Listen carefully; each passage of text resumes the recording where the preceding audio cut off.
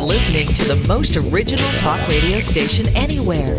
We are LA Talk Radio at latalkradio.com.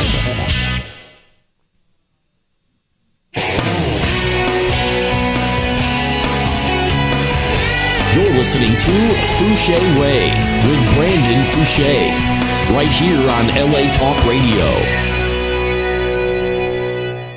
Well, hello, and welcome to the Fouché Way radio show, live every Thursday at 1 o'clock p.m., a show sponsored by a nonprofit organization called Canine Hope for Improvement Program, where we hope to improve the quality of our dogs' lives by moving towards a no-kill society.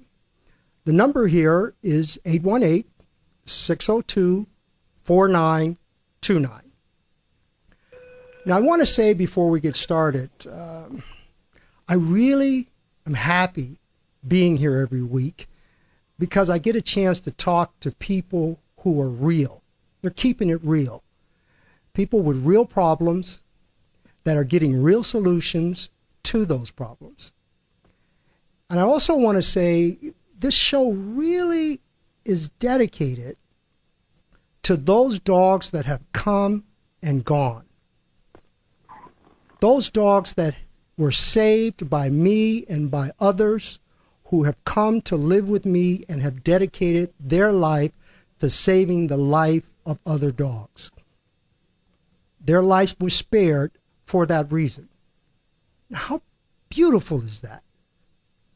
I mean, if I could thank them 1,000 times a day for the rest of my life, it would never be enough for what they have contributed to the lives of other dogs and what they have taught me. I could not thank them enough.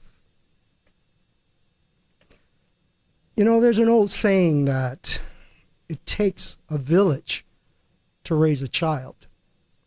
And I have always said that it takes a pack to raise a dog. And someone asked me once when I said that, they said, Brandon, why are you always talking about a pack? There are no free reigning packs anymore. And I would say to them, because all the information that is needed to save your dog is somewhere in that genetic code of the pack. And that is where I have always found it. It is not in humans. Humans represent the symptoms of the problems that dogs are having. The stress of them not understanding our intention creates the aggression which leads to their death. You know,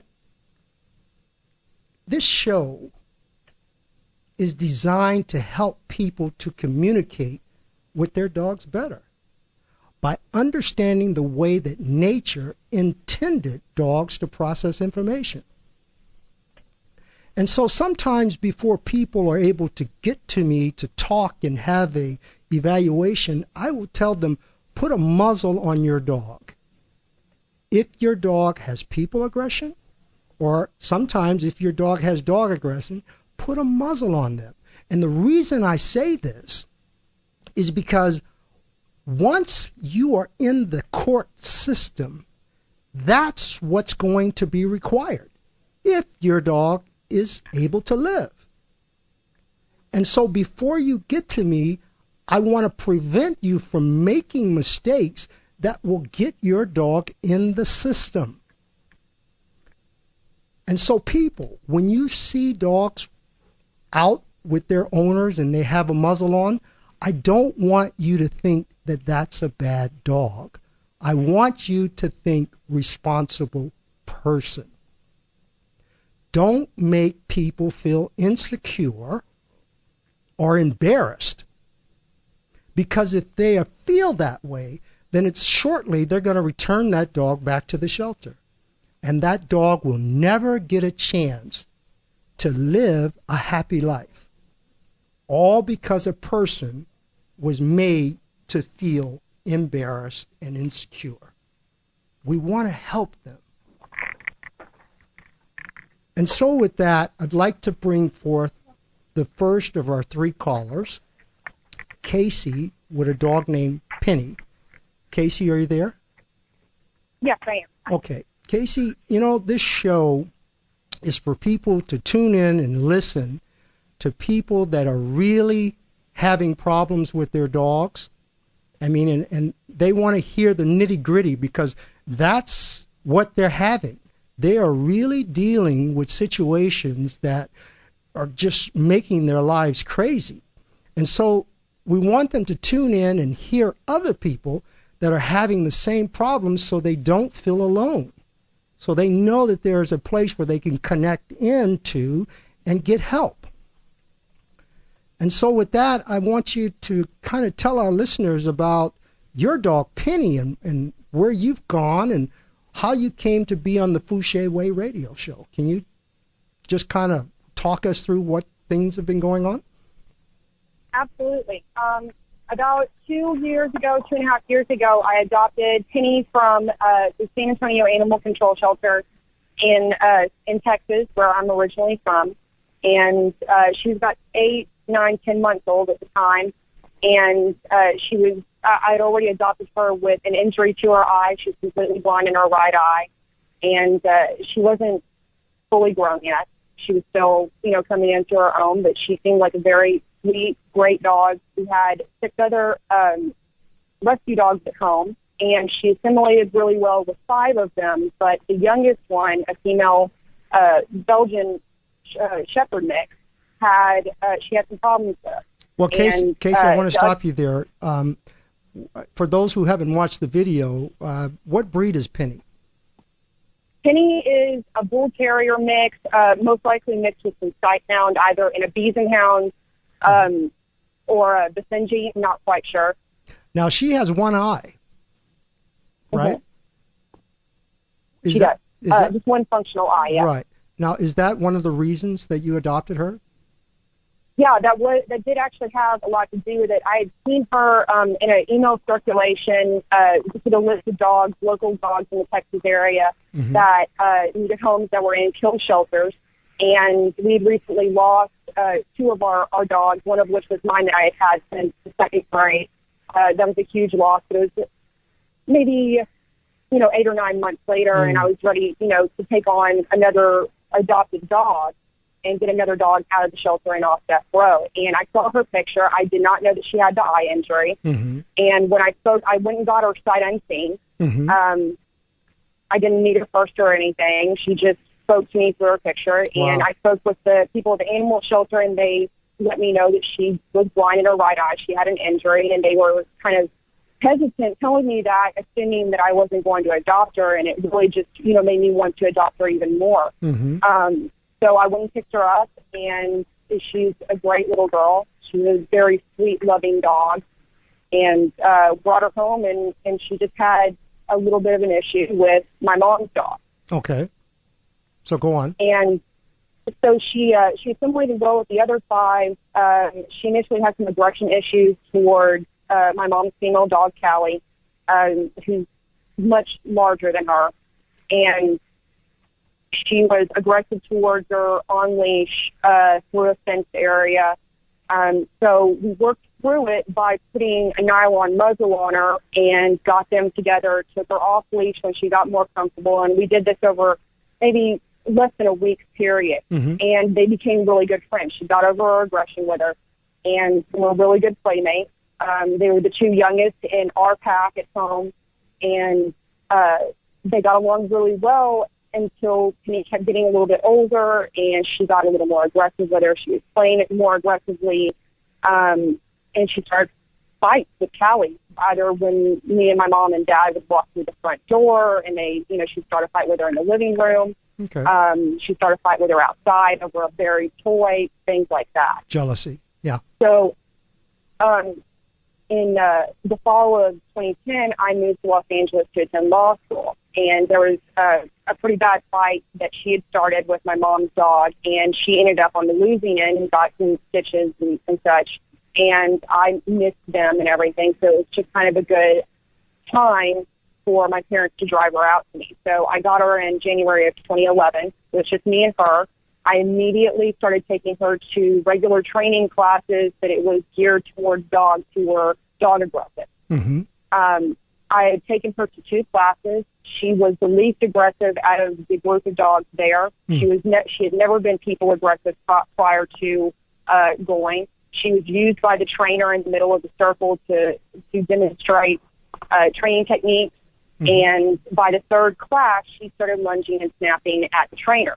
And her aggression progressively got worse towards other dogs, and especially the strangers walking her daily down the street. Now, how did you feel about that when you first saw that happening? What did the trainer say to you?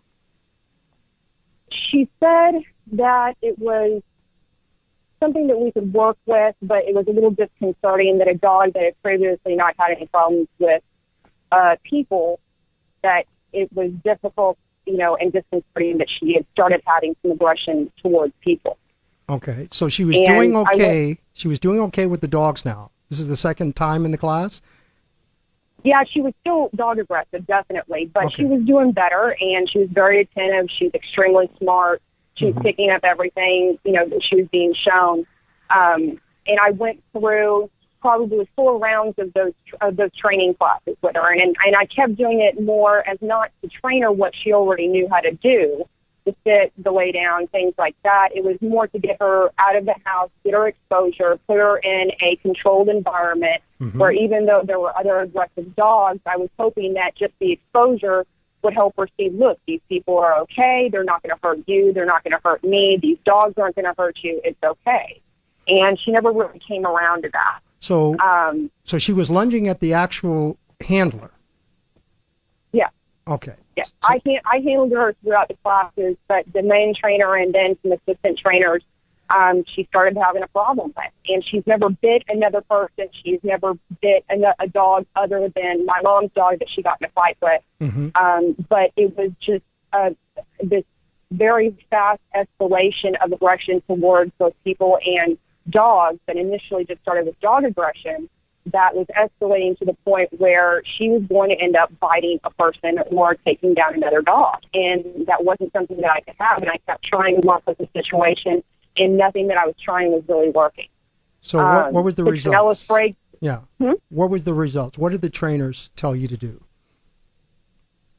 I basically got in no uncertain terms that she's crazy, and that she was frustrated and unhappy, and because she was frustrated and unhappy, that it would be best for her if I euthanized her.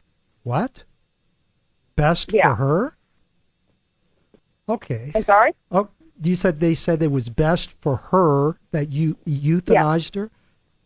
Interesting. Yeah, because she was unhappy. Okay. So now how are you feeling? What's going on? You hear that? What's going on? You kind of mull it over for a little bit, and you're afraid that she is a liability, that whatever you're doing is not the right thing. I realized that I had a lot, if not completely, to do with her issues, that I didn't know what to do to keep her safe, to keep other dogs and people safe, and to let her be happy and be a dog and not be frustrated, which was very obvious. But euthanasia wasn't an option for me. That's my kid. Good. So how did you come to see me? What happened? Well, I just kept trying to work with the situation, and I just kind of let go, with the regular training, and just worked with her as best as I could on my own and contained the situation as best as I could until I was referred to you, which was a godsend and exactly the kind of environment and training that I was in reconditioning and behavior therapy that I was looking for but wasn't able to find on my own. Now, did you know that before you came, or this came afterwards? How did you know? Well, that? I had an idea of what I thought would work for her. I thought that the trigger of her behavior going downhill very rapidly with the aggression was triggered by her being taken away from her pack. I adopted a second dog. 2 weeks of crate and rotate. She loved him, but it didn't help her with other dogs or with people. And I couldn't find anyone that was willing to put her with some non-confrontational dogs in a pack setting and try and get her to deal with the pressure of being back in a pack and behaving. Mm-hmm. I knew that's what she needed, mm-hmm. and it made sense to me, but I couldn't find anyone that would work with that kind of a situation because she was potentially dangerous to both the handler and other dogs. Okay. And so when you came, because I remember your energy. I mean, you were nervous. You were nervous that she would bite someone, and you were nervous that she would get into a fight, but you did it. You went through it, and you dropped the dog off. You spent a few hours, and then you came back. And tell the people how you felt. What happened? I was still very nervous. I didn't know what had happened in my absence while I was at work, and I came back to pick her up, and you showed me several videos.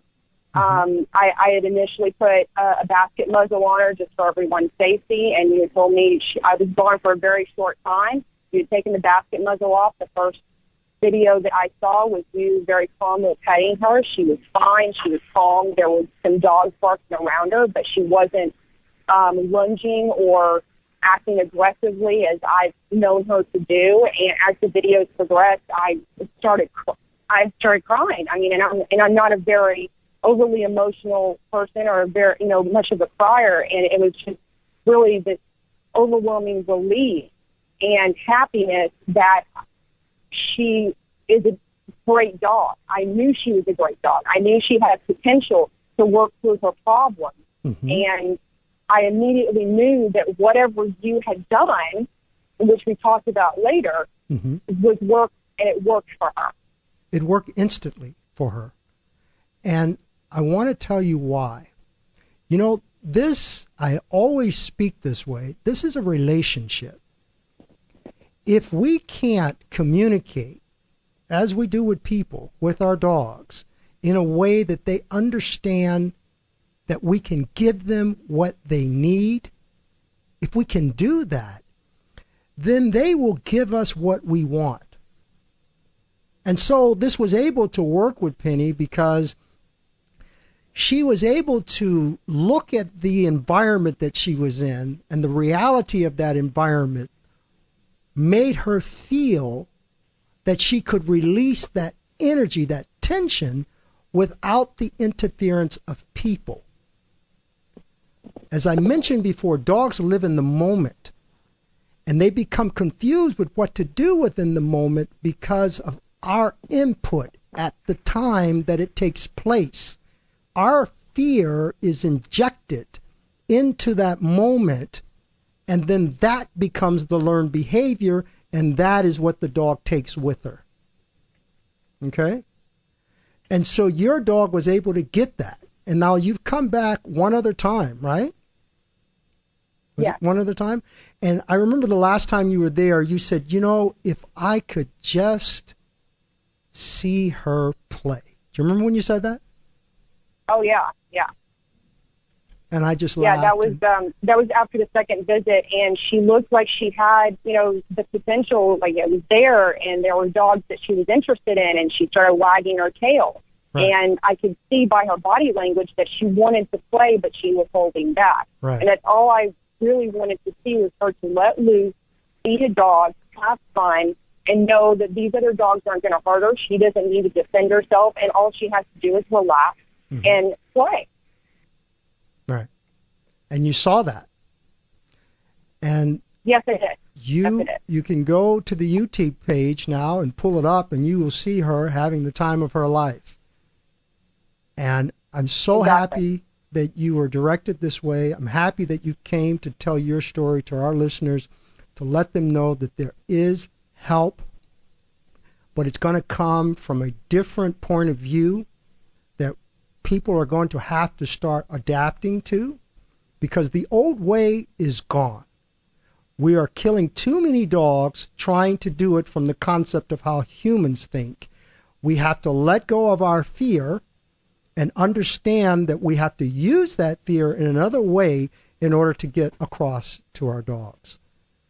And so I want you to tell our listeners, how important was it for you to have your dog evaluated in this way? It was imperative. I mean, it was very much not a life or death situation in that I was actually considering euthanizing her. Mm-hmm. It was just either giving her a life that she was unhappy and frustrated and not working with her issues and trying to find the root cause instead of just addressing the symptoms. Good.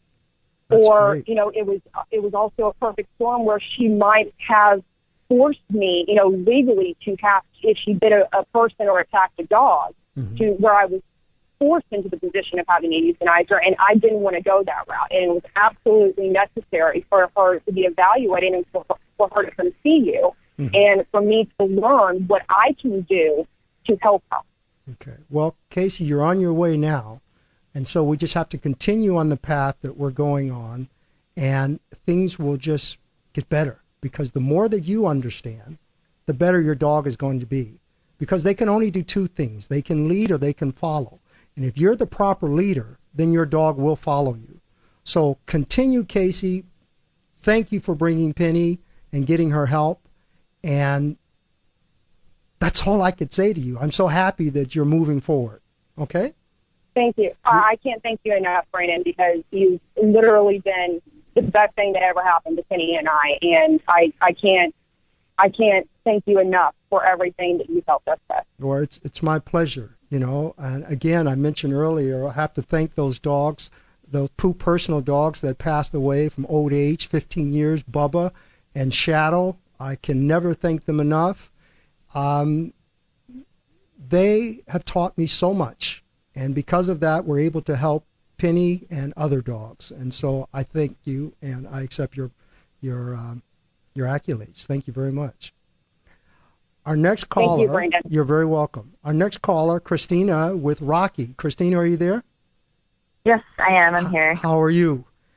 I'm good. I was choked up from Casey's story a little bit. Yeah, I mean, it's a serious stuff. That's why it's important that we tune in and listen so that we don't feel like we're alone in this thing. Mm-hmm. Normally we have a lot of pit bulls that we talk about on the show, and this is the first time we have one of the small dogs. Rocky. So tell our listeners your journey with Rocky, because you have truly gone through one for a period of time. Can you tell us what's happening? Sure, yeah. About a year and a half ago, I was actually fostering dogs. Rocky was my third foster dog. So yeah, I had him, and the reason I fostered was because I can actually bring dogs into work. So I thought, oh, what a great way, they can stay with me instead of being at the shelter at the same time, look for a home. And then I guess I got him as a foster, and then eventually as, he started, I could tell right away he was a little hesitant toward men, and just day by day as he became more comfortable, he started to become a little protective of my cubicle. And then we just started to see these problems come out. He would growl at people who came by. He would start to nip at, people's hands and try to bite their ankles as they walked away. Mm-hmm. Even after somebody just finished, giving him a treat and making him do tricks, as they walked away, he would turn on them. He'd take the treat and then he would still try to bite them. Mm-hmm. And then, so basically, yeah. So little by little, he became a little more aggressive. Even say at my house, I think it was a territorial thing. If mm-hmm. somebody came over, he'd try to bite their ankles as they came in. So what I had to do is I'd actually have to go outside. If I knew someone was coming over, I didn't want him to freak out. I would have to go outside my door, close it, and I would walk back in the door with him. So it's really adjusting my life just to be more preventative, which later, you showed me was wrong. Mm-hmm. So fast forward 6 months later, obviously nobody's adopting him because of his aggression issues. He was people and dog aggressive. So, I'd take him on a walk down the street, and he would actually charge and bark at dogs as well as people. So mm-hmm. It was a challenge. And then eventually 6 months later, I started taking some night classes, and I could no longer foster him. So the lady who initially pulled him from the shelter, she took him back. And then he went to live with her. And we kept in touch, and he eventually just got worse and worse and worse. He was, still charging at people. He actually, I think, bit one of her friends who came over pretty severely on the calf. I think, she would run away and he wouldn't come back. He would get into a fight with one of her other dogs. And I remember I went to go visit him when he was over there, And right when I approached the gate, he had a muzzle on and came out and he was charging and barking. I guess this is what he did to everybody. Mm-hmm. And, until he obviously realized it was me. So, he was a handful. He was, I think, the ultimate little terror. But yeah, so eventually, she found you. And I think he went to stay with you for 1 to 2 months. Mm-hmm. He went to rehabilitation. Yeah. Yeah, Mm-hmm. for aggression rehab. And then I came back in the picture because my classes, I think, were a little easier. They were done. And then I knew that he probably wouldn't be the best idea to put him back in the situation with the other dog who he got in a fight with before also. Mm-hmm. So yeah, but I mean, so you obviously were doing the right things. You were alpha, and you didn't have any problems with him. So the biggest transition was you giving me the really long talks, and telling me about how my actions made Rocky feel, and basically I wasn't being alpha. I didn't know how to be, all the little things that I was doing, which is adding to his confusion and anxiety. So basically, I mean, from little things as you saying, if Rocky were to come just jump in my lap, I would start to pet him. And then you showed me, that's wrong because I am giving in to, his wants, what he wants. He's controlling me. He comes by, I automatically pet him. I think I'm being a good pet owner. A dog come by, I'm going to show him love. But it's just all these little things just add up and show that he's actually in control of me. And what we want to tell our listeners too, it's real cool what I do for a living, but why I do what I do is most important. It is the information that I give you that you must follow, the understanding of how dogs think. If you can implement that, then you can be successful. Because all we have to remember is that aggression is the highest form of communication. It's a dog that's trying to communicate out of stress. And so when they do this, we respond to that. And then that response becomes a learned behavior to the dog. And that's what you learned how to deal with, right? Yes. Yeah, you got that down. So tell us what's happening now. Are you able to control, and how's your life with them now? Yeah, no, significantly better. He completely actually ignores people on walks. He doesn't charge at other dogs. I haven't had the courage. I'm always unprepared. I don't have his muzzle with me on a walk, but I haven't let him, approach another dog. Usually I take him to the side, I make him sit, and we kind of I work with him. He starts growling, I'll poke him to try to snap him out of it. So yeah, but I mean, significant improvement. Everyone at work says that he's a completely changed dog. So yeah, so far so good. But he's constantly testing boundaries. If I'm too lenient, sometimes I can see he'll slip back. So give him an inch and he'll take a mile. Right. So lately he's actually been growling at people who've been approaching my cube, which he hasn't done before.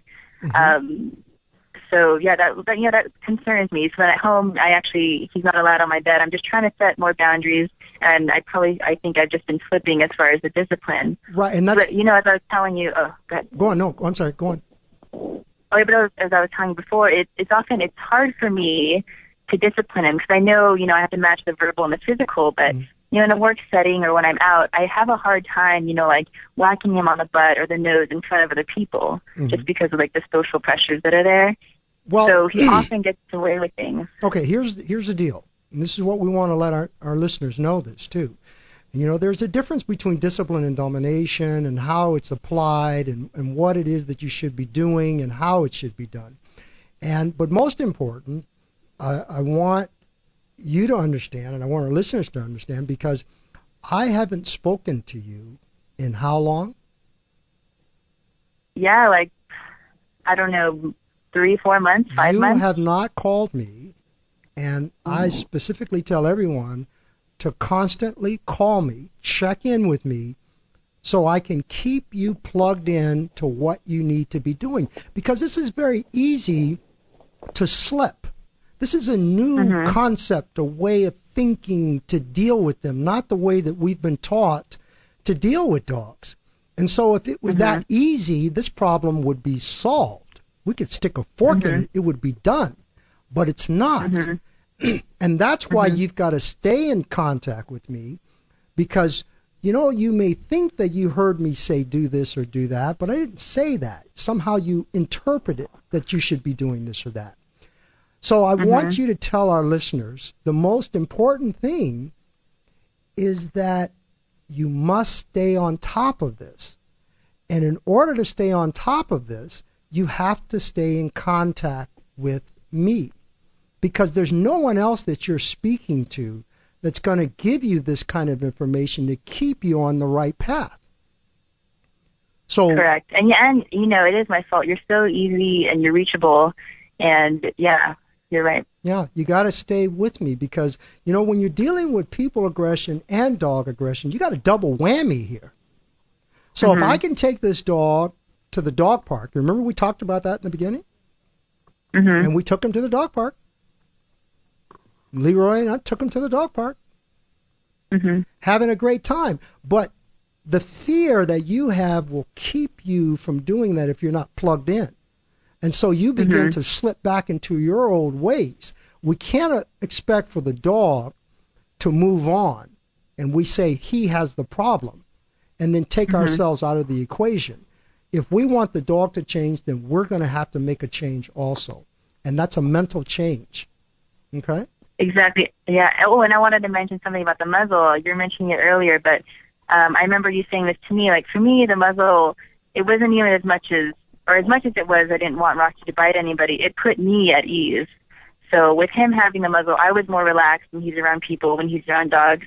And so then he didn't feed off of my anxiety when he didn't have the muzzle. I would really be, panicked and scared, like, when's he going to bite? When's he going to bite? So that muzzle was actually more for me to relax and give him the right energy that he should be, modeling. So that's why it's so important. I really want people, when you see people with muzzles on their dogs, I really want you to help them. I want you to understand that this dog is either going through rehabilitation or the person is being responsible, and I don't want people to feel embarrassed by these things, because you never know. You can just adopt a dog from the shelter. You don't know what's going on with him.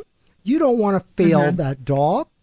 You put a muzzle on him until we can evaluate him to find out if his problem is genetic or if it's a learned behavior, and if it is, how much of it is genetic and how much of it is learned. So people, when you see this, be understanding. And people, when you put a muzzle on your dog, I want you to feel confident that you're moving in the right direction. Okay? So, Christina, I'm happy that you're continuing this. I would like to hear and see you more and see Rocky to keep you on the straight path. And I just want to thank you for being there for him, because you've really gone through a lot. It's not easy being with a dog that's people and dog aggressive, but you have come a long, long way. Don't you feel good? It does, yeah. Looking back, it's definitely he makes it worth it. So, it's hard to change yourself and all of your preconceptions about dogs and in society and just how you grew up and what you expect from a dog. And so it's nice to get your perspective on it. And it's really the change is in me, not Rocky. So, and would you I say thank you for that, this is a relationship, truly a relationship, just like you being with another person? Would you say? Yeah, correct. Yeah, sometimes I see his eyes and just the anxiety and confusion in his face, when I'm not doing a good job of being alpha. So it's a trust relationship, and it's very much so, yeah. Oh, wow. I mean, I love hearing you say that, because, if we're going to make a change, we're going to have to step back and view this thing from a different perspective and elevate our level of consciousness in order to save these dogs' lives. For so many years, we've been trying to approach it in a way. To me, it's like a scientist that's using a formula that's not working, and they continue to use that same formula, and it's not working. So we need some new information out here, and this is what this show was designed for, people to come and talk about that new information, even though we're not specifically saying what to do, because every dog is different. There are no two dogs that are the same, just like there are no two people that are the same, and that's why the dog has to be evaluated to see exactly how much of this is genetic, how much of it is learned. Some dogs are mentally dominant and physically submissive, and some dogs are physically dominant and mentally submissive, and some dogs are fear aggressive, dominance aggressive, subdominant aggressive, and some are multi-layered. So this is a very complicated thing to determine at what point does this now become a learned behavior, and where we can eliminate the fact that this is a genetic behavior. And so we got a lot of talking to do. We got a lot of information to get out, and each show we will bring out more and more information. And I just want to thank you for sticking with Rocky and for coming on to tell our listeners that stick with their dog, because you're a perfect example that it works. People and dog aggressive. Christine, you're wonderful. Thank you very much. Yeah, thanks so much. I will. I'll call you next week. Okay, great. Our last caller, Chris, has a dog named Murphy. Chris, are you there? Yes, I'm here. Hey, man, I'm happy to hear from you. I'm happy to be on. Thank you for having me. You're very welcome. I saved a cattle dog myself that a lot of people don't realize the reactivity of this dog's nervous system, and so they misread them. And I saved you for last because this is a complicated thing that you're dealing with. But in the complication, there are some very simple things that will make it clear for us to understand the direction that we need to go in to be successful. And so why don't you tell the people about Murphy and your relationship? Sure. Well, Murphy's 5 years old, so I've had him for pretty much the whole time. I got him when he was a couple months old. And for the first few months, he was good. He was a regular puppy. He was hyper all the time, but he was good with people. He was good with dogs. We would take him to off-leash dog parks all the time. But then when he was around 6 months, I would say, we were at a dog park, and this incident always sticks in my mind as to when he changed his behavior. We took him to the big side of the dog park with big dogs. He was still a puppy, and, they surrounded him, chased him away, and I think I handled it probably pretty wrong at that point. I picked him up and tried to take care of him, and I think one thing that I've learned from you anyway in the last 5 months is they need to make their own decisions. And I think that from then on, I was always kind of making the decisions for him. And probably a lot of the wrong ones. So Sure. Since then, he's just, for most of his 5 years, has just been aggressive, lunging on leash at dogs and people, and just he's only 45 pounds, but he commands. He has a big presence, And I want you to tell the people. I mean, he's like ballistic. Yeah, he goes to 0 to 10 pretty fast. Yeah, and I mean he's like an alligator at the end of a leash, right? Yeah, pretty much, yeah. Yeah. He's unique. So okay, how are you feeling? I mean, you got this dog, you love him, you raised him as a puppy. He's like this. How is your life? Because there's people out there that are living like you.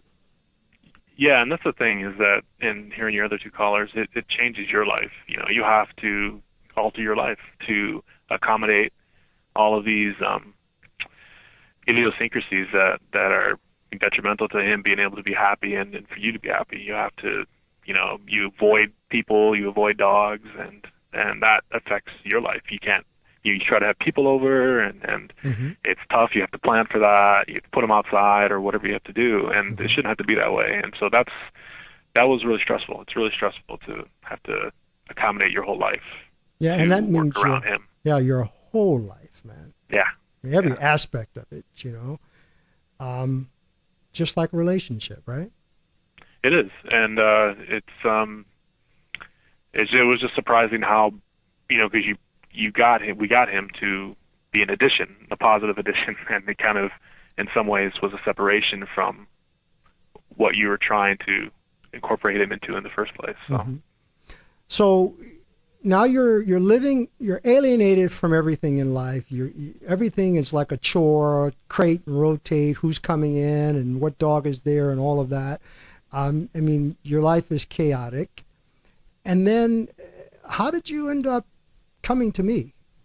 What happened? Well, oddly enough, before I came to you, actually I had taken him to the vet to get his annual checkup, and it was a new vet, and he just he scared the doctor, you know, and it kind of just threw me back into, I really need to take care of something. I need to change something. So there's just another instance, another one that happened that I said it a bunch of times before, but this time it just kind of, I was like, okay, right after the vet, I'm going to take him to the dog park and just kind of walk the perimeter and try to train him myself or just kind of expose him to other dogs. But he was going crazy every time a dog came up to the fence. And when I was there, a lady came up to the fence, and oddly enough, she had taken her dog to you. And she referred me to her, or to you, and I think that day or the next day I called you. Okay. And so it was just a referral from somebody. I mean, her dog she said that before she came to you, he couldn't be around other dogs, but I could see him at the dog park and he was having a great time. So I was like, that's what I want, you know. Right. So what happened? You called me up, you came. What are you thinking? Yeah, I mean, the first call actually was great because I think we talked for a while, and you were already assessing them over the phone. You haven't even met him yet, and I was like, yeah, this makes a lot of sense. This is Murphy, and so I brought him down, and I was like, yeah, I really need to do something, and you sound like the person who can help me do that. And we took him down there for evaluation, and the same story as the other people. The first day, I drop him off in the morning, come back in the afternoon, and he's almost a different dog. Right. It's unbelievable. Him getting the exposure to be around other dogs and to be able to make his own decisions on his own on how he should be acting around other dogs is key, right? Because the whole 5 years you're avoiding it because you don't want to have a fight, and he's been in fights, you know, at dog parks and stuff, and that's probably just added on to us avoiding him being around other dogs. But when he came down to your place, he changed right away. Yeah. And, you know, even though that happened, and, you know, we got listeners listening, and, you know, these are real feelings we want to bring out. Even though you saw that and you saw those videos, and, you know, it's like, wow, that's wonderful. It happened, but you still have that fear, correct? Oh, absolutely. Right. Yeah, I mean, you never want to go back, you know. Exactly. And then something happened, because I told you your dog is ready to move on. Now, you're not doing rehabilitation. I just evaluated your dog. We do a few day cares, and I'm saying, look, we're moving on. I'm going to help you with this dog. And then something happened where you had what one of our callers mentioned, that aha moment, which was Kathy Chain in one of our shows. You had that moment, right? Tell our listeners. Yeah, actually pretty recently. I mean, over the last few months, yeah, he's been progressing greatly, you know, inch by inch, but he's been moving in the right direction. And then recently, a friend had gotten a new dog, a puppy, 8 months, same breed, cattle dog. And we weren't sure how that was going to work. You know, he just doesn't get along with other dogs, especially strange dogs. And so first day he went over and met the dog. They were on leash at first, of course. He had the muzzle on. He always has his muzzle. And at first, for the first 10 seconds, of course, he was lunging and barking, and then they walked. They were great together. And within an hour or so, he was interested in her. They were playing. They were play fighting or whatever. Everything was like he had known her before or something. It was weird. And it just clicked on me that he wants to be able to, you know, be social with other dogs. He likes other dogs. He just was never able to make his own decisions on how he could be social and how he can and be in an environment that allows that to happen. And I don't think he's been in an environment really until recently that allowed that.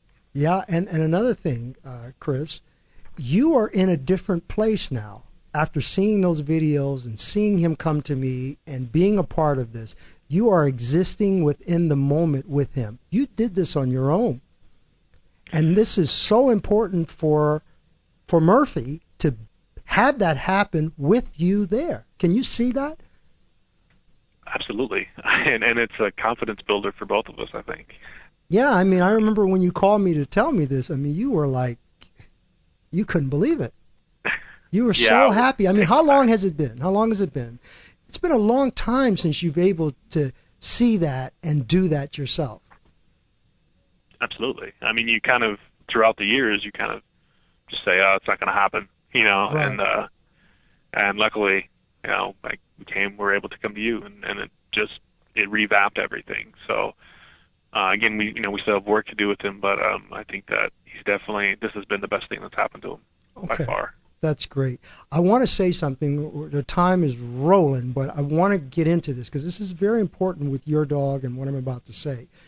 You know, when you have a dog like this, the reactivity of the nervous system is high, and that means that their environment, they are very much connected to it. And most people make the mistake that when they have a dog that's energetic like this, we tend to believe that if we can match that energy, then we can actually calm that dog down. And what I mean by that is we do a lot of physical things with our dogs, a lot of game playing and ball playing and things like that, that we think if we can physically tire our dogs out, then they're going to be better dogs. Is that right, Chris? Is that what you felt? That's what I've always thought, Okay. you know. All right. But I'm sure you're about to say what I'm going to say is that that's not the case. It's not the case. It's the exact opposite. And this is the mistake that most people make. You know, this concept of exercise is very overrated. When we tap into the predatory side of our dogs, we are creating a reality for that dog that may not be what we were trying to project. It may not be the message that we're trying to send. And so when we bring the predatory side out of the dog, this is the very reason that most dogs are placed in the shelters or destroyed, because of the predatory side that they have. So when we take things like inanimate objects, like a ball, and throw it for a dog whose reactivity of the nervous system is high, we produce that prey instinct, but they are chasing an inanimate object. In other words, the thing that they're chasing has nothing to do with the cycle of life. It has nothing to do with the stomach. Right. When wolves chase game, it's to kill it and to eat it. That's the cycle of life. If you have a dog that you produce that wolf side, that predatory side, with an inanimate object that they cannot digest, they can't eat it, then it becomes a neurotic mindset. And it's very easy for now that dog to take the place of the ball with a skateboarder or a bicyclist or ultimately a jogger, because it's just something flying past, something that's moving. You see the neurotic behavior there? Absolutely, and that was one of the eye-opening things that I learned from you, is that, you know, if he could talk, he probably couldn't tell you why he does it either, because he learned it and he's confused, and he just knows that he has this instinct now, or this learned behavior to chase something. Right. But we produce that in our dogs. The very thing that we try to give them to show that we love them and to make them happy is the very thing that they're being killed for. Energy, right. Hyperness, jumping, biting, chewing, barking, growling, all of these things we bring out of our dog. It kind of, you know, I always say it's like a potter who makes a pot and it doesn't come out right, and then he blames the pot. We take ourselves out of the equation as if we had nothing to do with creating this Frankenstein. Mm-hmm. And then we blame the dog. So the whole concept of the Fouché way is to understand things from the perspective of dogs. And that's what this show is about. And that's why I see people, and I want to have you on, because I want to get this message across that there is another way to look at this thing. And this way that we look at it is going to save the lives of our dogs. You had what I would call sometimes a very impossible situation if you are trying to treat the symptom. If you're trying to stop your dog from lunging, if you're trying to stop your dogs from biting people or fighting other dogs, and you're going about it in terms of treating the symptom, because, see, the problem's over here. We can't see it. we're not even looking in that direction where this thing came from. We're only looking at the learned behavior. And so when you treat it, you're just putting a Band-Aid on it. You never can get deep within that dog to bring out who that dog really is. And so you had this aha moment. You're there now with him. Now it's just a matter of staying on that path. And so we want our listeners to understand that hyperness, energy is all related to the hunt. You are producing a hormone in your dog that creates that prey drive. And we've got to look deeply into that. And we'll talk about that more. Chris, I want to thank you. You keep it up with Murphy.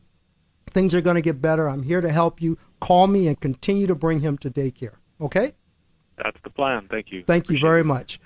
I want our listeners and new people, follow us on Twitter, follow us on Facebook, download us on the podcast, download the program, tell a friend. Nonprofit organization. We're trying to help dogs. We're trying to help people to save dogs, to get them out of the shelter. We're going to be doing a seminar coming in October, I believe, 4th or 7th. We're going to let everybody know. We'd like people to come check it out. We're going to be talking about aggression. I get a chance to meet you. But thank you for listening, and tune in next week, next Thursday, 1 o'clock, live for the Fouché Way radio show. Thank you, and good evening.